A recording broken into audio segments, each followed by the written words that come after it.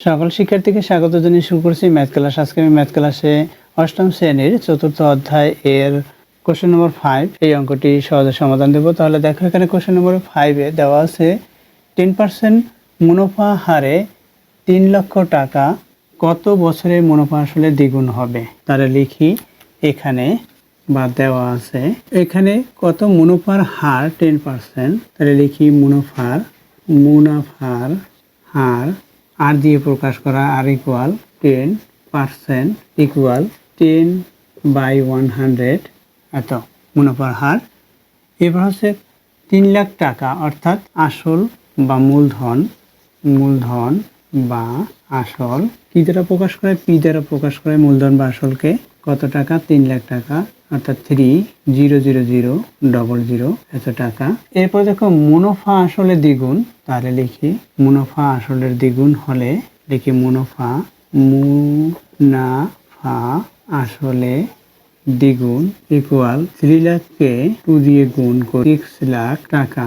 অতএব মুনাফাকে কি দিয়ে প্রকাশ করা হয়? আয় দিয়ে প্রকাশ করা হয়। মুনাফা আয় ইকুয়াল এখানে 6 লাখ মাইনাস 3 লাখ, 6 লাখ মাইনাস 3 লাখ, এটা হচ্ছে টাকা, এখানেও টাকা হয় ইকুয়াল 3 লাখ টাকা। এটা হচ্ছে মুনাফা। এরপর কি কত বছরে বের করতে হবে? বছর বা সময়। তাহলে সময় লিখি সময়কে এন দ্বারা প্রকাশ করা হয়। সরল মুনাফা আই ইকুয়াল এর ক্ষেত্রে ব্যবহার করব। আমরা জানি সরল মুনাফা আই ইকুয়াল পি এন আর, এই সূত্র অনুসারে করব। আমরা মান বসিয়ে দেই বা আই এর মান কত? এখানে আই এর মান হচ্ছে 3 লাখ লিখি 3 লাখ ইকুয়াল দেই পি এর মান কত? পি হচ্ছে আসল, এটাও 3 লাখ লিখি ইন্টু এন বের হবে এন এর মান আর কত?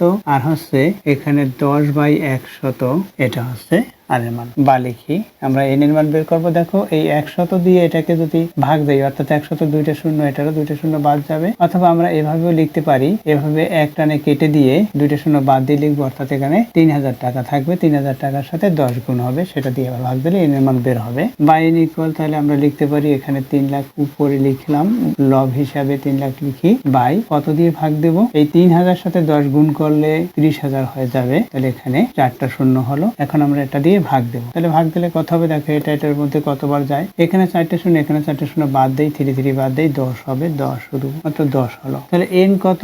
10 বছর। তাহলে 10 বছরে কত গুণ হবে? দ্বিগুণ হবে। তাহলে উত্তর 10 বছর। তাহলে অতএব এন ইকুয়াল 10 বছর, এটা হলো উত্তর। দেখো এর বিকল্প নিয়ম দেখাচ্ছি, সুতরাং এখানে অর লিখি বিকল্প নিয়ম। যেহেতু এখানে আমরা মুনাফা আসল যদি লিখি, মুনাফা আসল কত পেলাম? এটা পেলাম, মুনাফা আসলের দ্বিগুণ। সুতরাং আমরা এখানে এভাবে লিখতে পারি মুনাফা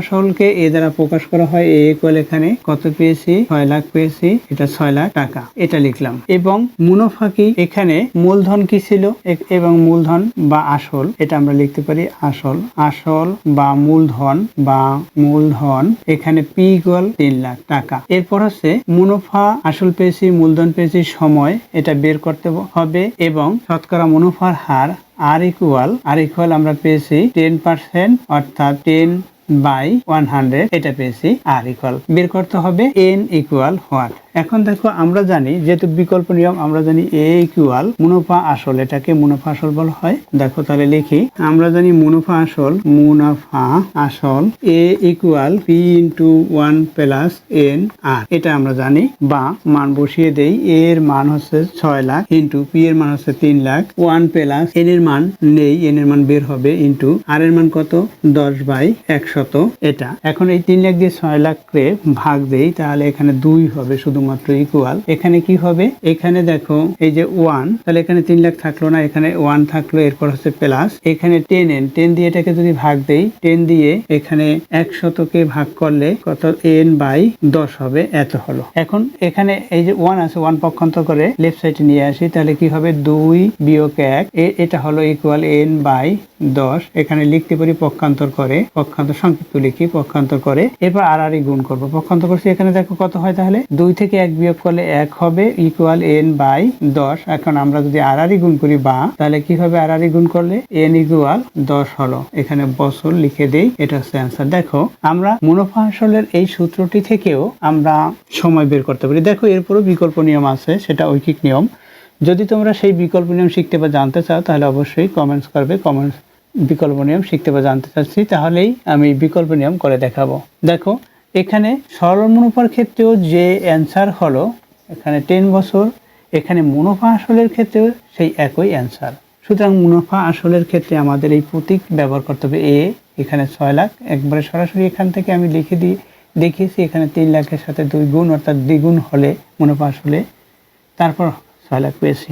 একটু এখানে আমি বেশি সংক্ষিপ্ত লিখছি, এরপর এই লেখাটা লিখে দেখাতে হবে। আশা করি বুঝতে পেরেছো কিভাবে করতে হবে।